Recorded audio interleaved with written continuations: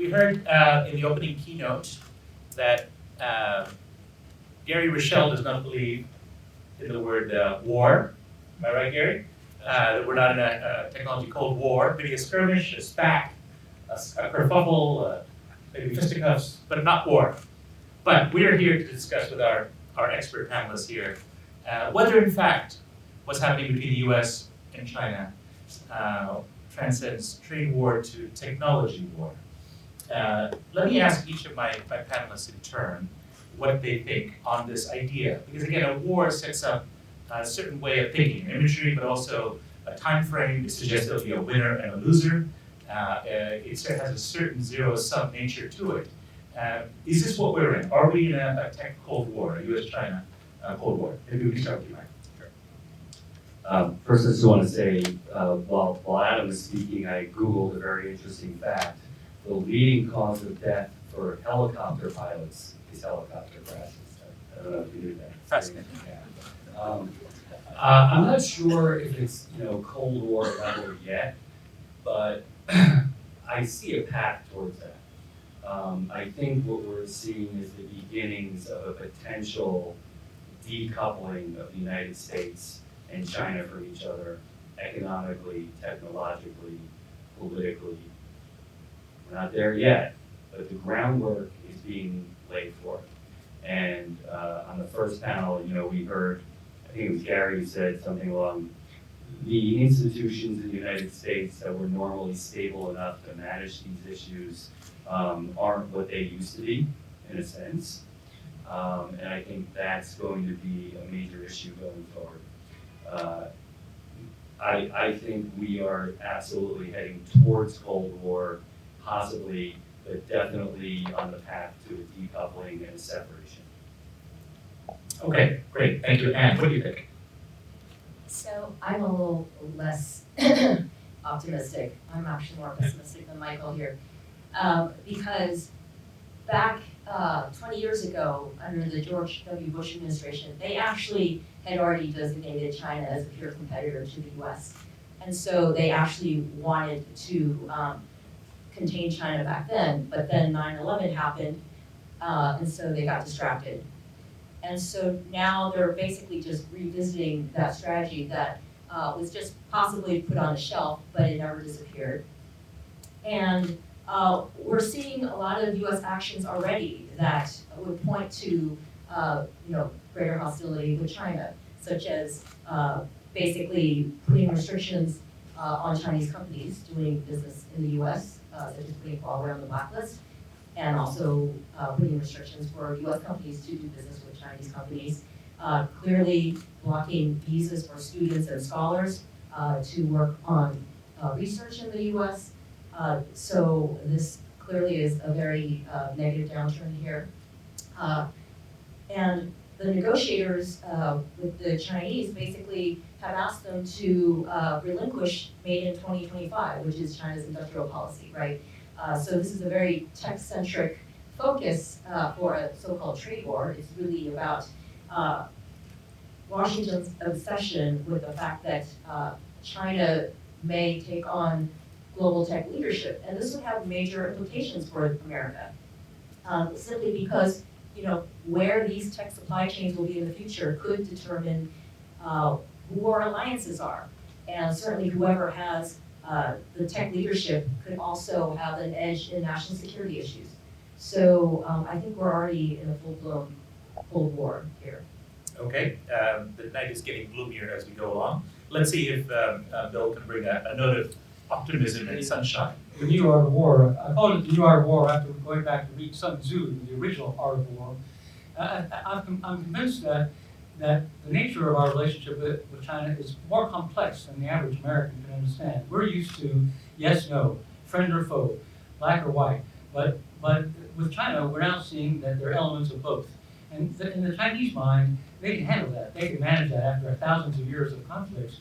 They can see having a trade relationship at the same time that they're engaged in activities that are clearly negative for American interests, like the espionage inside the United States is massive and coordinated. We've seen it coordinated by the Ministry of State Security. We've seen that there was an official arrested in Brussels for trying to steal GE's jet engine secrets. massive hacking of our systems here. The APT-10 group out of Tianjin was caught spending 4 years inside IBM's cloud computing system. So there are things about the relationship that are clearly warlike that we need to resist. We need to get very serious about. I take Mary's point that we haven't gotten serious about it yet. But there are other areas where unraveling a relationship would be unfathomable to me. I mean, the supply chains now and the nature of our trade relationship is such that it would take at least 10 years of massive dislocation to completely decouple these countries. And I don't think that we really have to do that. So I think this decoupling idea is a little bit naive. I think we have to manage the things where we have positive aspects of our relationship with China. At the same time, we counteract the negative aspects. So there was a touch more, at least, of pragmatism I heard, although generally speaking, you did hold up a book called The New Art of War, so I think you're on the same page as our other panelists. Let me ask each of you, or whoever wants to respond. The topic of supply chains has been mentioned a couple of times. We know the integrated world, really a symbiotic relationship between American multinationals, particularly in technology and the manufacturing cluster in China, around Shenzhen, particularly Pearl River Delta. Apple is the icon of this, but many, many, many companies. Are we going to, as a result of this ongoing hostilities between the two countries, and what has been said in a previous panel is something that's going to continue if a Democrat wins next time, it doesn't matter, according to Gary at least, that we're going to see an unwinding of this great convergence, as it's been called, between the two economies. Are we going to see the final disruption in the next decade? It seems incredible to me. I know you say you may not, it doesn't make sense, you don't like it, but will it happen? That's the question for each of you. I do think so. You think so? Oh, yes, because if you look at the rhetoric coming out of the Democratic Party, they're just as anti-China as the current administration. So you look at the remarks coming out of Chuck Schumer or any number of Democrats, they're very much for pressing hard against China and using as much leverage against them. So even if a Democrat's in office, I certainly do not see foreign policy changing. That's one thing that U.S. policies have been consistent on, is that foreign policy tends not to switch between parties. But on the supply chain question, do you see politicians arguing for policies that would raise costs for American businesses and prices for American consumers? Because surely disentangling the supply chains and moving production to higher cost countries, especially if it's the United States, would raise costs or reduce corporate profits or reduce future investment or lead to some form of implications. Massively We don't live in fantasy land. And so is that really what each of you is betting will happen? And it would be massively disruptive in terms of consumers would have to pay higher prices, businesses with profits would suffer, share prices would suffer. I mean, look at Apple. That here you have a Taiwanese company on the mainland managing Apple iPhones, and the largest content, according to one teardown I read, is from Japan, Toshiba. The cameras come from Germany. The Koreans also sent in semiconductors. So to recreate that would take an enormous disruption of the supply chains and economies of all those countries. I don't think it has to happen. I think that we can reestablish a better balance in the relationship if we take smarter decisions on our own territory. I don't think we can have any deal with China that's going to solve these problems. It has to do with what do we decide to do with our technology policy, what do we decide to do with the security of our IT systems. Those are the things we can control. There's never going to be a deal that's going to solve the heart of the technology problem. Michael? To be clear, I've been in China for 18 years. And my mission from day one was to do business and make a profit, first in supply chain, production, and sourcing, and for the last 15 years, promoting trade between the United States and China and the rest of the world. Listen, I'm not a policy guy. My expertise is I help American brands and retailers sell their stuff to Chinese consumers. And I work with Alibaba and Jingdong and the digital commerce community. And that's what I do mainly. But I've also taken my mission to be a bridge builder between these two countries and these two cultures from day one for 18 years very seriously. Okay? I'm not advocating decoupling. And I don't think it's naive. I think that the loudest voices in Washington and in the corporate community right now are screaming down that path, whether we like it or not. And yes, my view is if this goes forward and it starts to break apart, you're gonna see a global economic crash. You say 10 years, I say 5 or 6 years before the real world resets on a technology, economic, and political basis. That's a worst case nightmare scenario for me. I don't want it to go there, I don't believe it's gonna go there. And supply chain, by the way, guys, it's an amoeba-like living thing.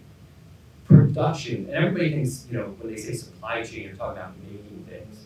There are 6 mega processes to supply chain. It's planning, making, buying, moving, distributing, storing, and selling. And that includes finished products, components, raw materials, okay?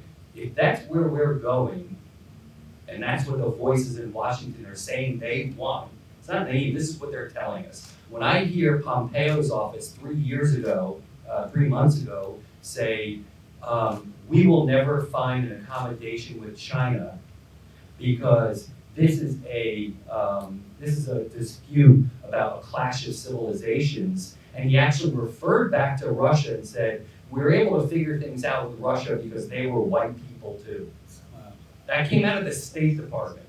I listened very closely, and I get to sit on some of these meetings that you do as well, all right? And the reality is there are voices down there who are looking at this as a generational, cultural, and racial clash of civilizations.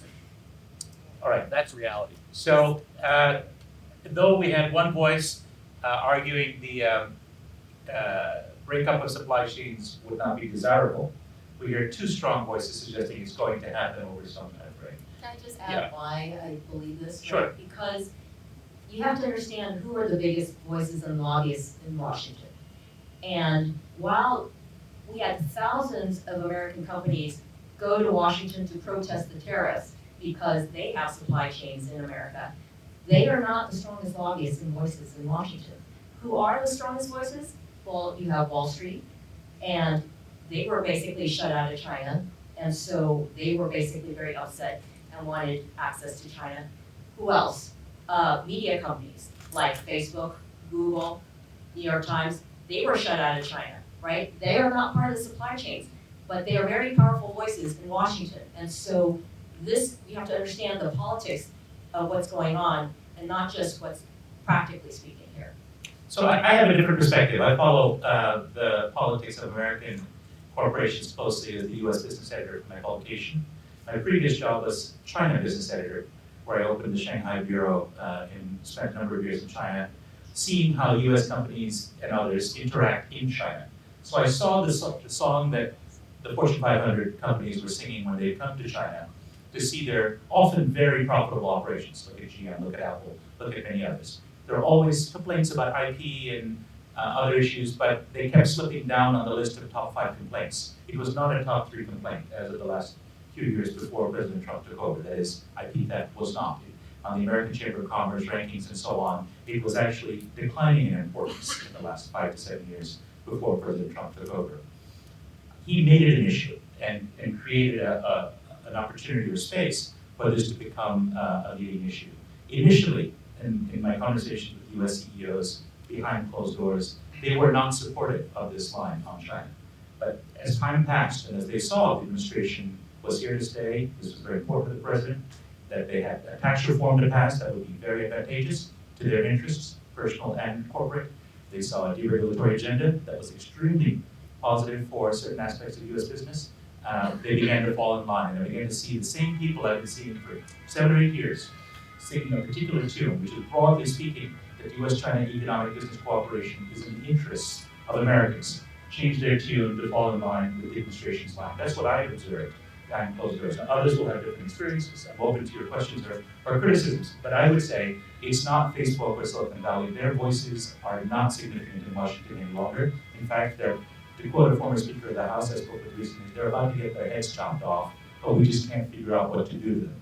So I think it is really the fact that US business leadership has lined up behind a strong president and a party that stands behind him that is delivering the goods for their interests, and China just happens to come along for the ride. General Motors sells more cars in China than they sell in the United States. Intel sells more semiconductors. They have a lot to lose than with they this sell in policy. the United States. They have a lot to There's lose. an enormous amount of money and revenue and share price on the line here. Those companies can't easily back down out of that situation. And yet you're not seeing Mary Barra on the street corner shouting, "This is a terrible China policy. Our brand is at risk in China." The government in China could easily unleash, as they did against Koreans and Japanese firms earlier, nationalist backlashes against their brands.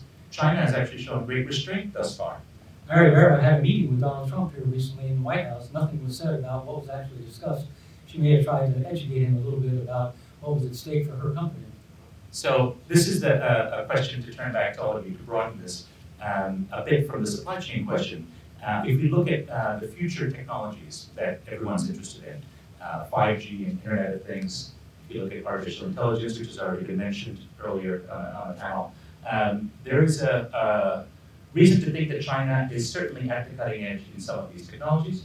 In some areas like AI, they even have the edge, in part because of the giant data sets that are available in China, in part because of perhaps government support in some cases, or different attitudes towards privacy that are more conducive to developing things like facial recognition than in the US, where we're quite concerned about it. San Francisco has recently banned the use of facial rec by city agencies, for example.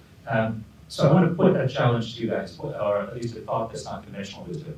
Could this coming tech Cold War, as now we've agreed at this panel is coming, could it actually lead to a kind of bifurcation of innovation, a splinter net of things, that rather than making everyone poorer, which is the conventional wisdom, trade wars make everyone poorer, that part of it is standard economics, but a technology split like this, where we have a Huawei world, with 5G, Malaysia, Latin America, Africa, a number of countries line up with Huawei, the US allied countries like Australia and some of the European countries go with Nokia or Ericsson and so on, Samsung, we end up with a splinter net. Could it be that it actually leads to more innovation rather than less? In the way, for example, that the Chinese Great Firewall, which blocked Facebook and Google, actually led to companies like Tencent and WeChat, which is far and away the best messaging and money app in the world, better than anything the West has come up with. In other words, we may see indigenous forms of innovation in each cultures that are better than the global model of innovation that we tend to think how innovation happens.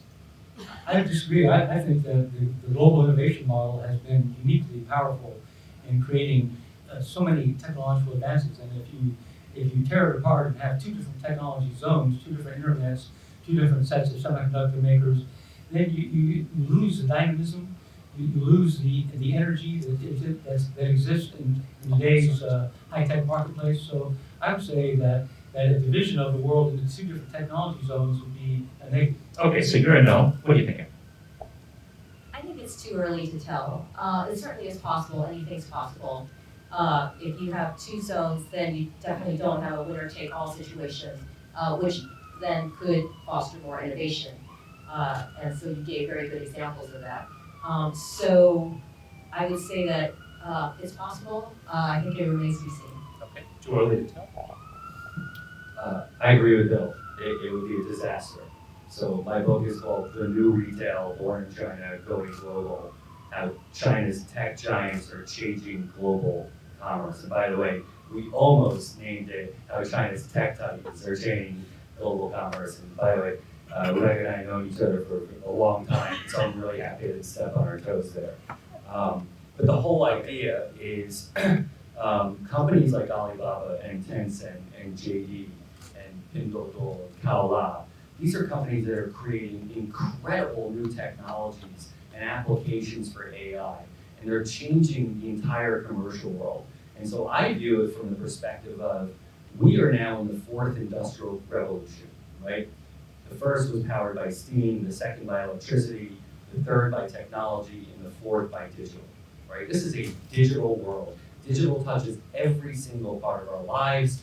Digital is not just new retail, it's new manufacturing, it's new finance, it's new supply chain, and everything that we do to make, move, buy, and sell everything is digital. And the world is benefiting from the back and forth between collaborations with, if you look at with companies like LVMH and what Coach, right? Alibaba had a big announcement about Coach and Tapestry and the collaboration they have started now. What these commercial brand-based retail companies are doing with Chinese tech companies, and the way these brands are bringing that innovation back home with them, that would be a tragic loss for all of us if we were to see that kind of decoupling. Let's see what the audience thinks.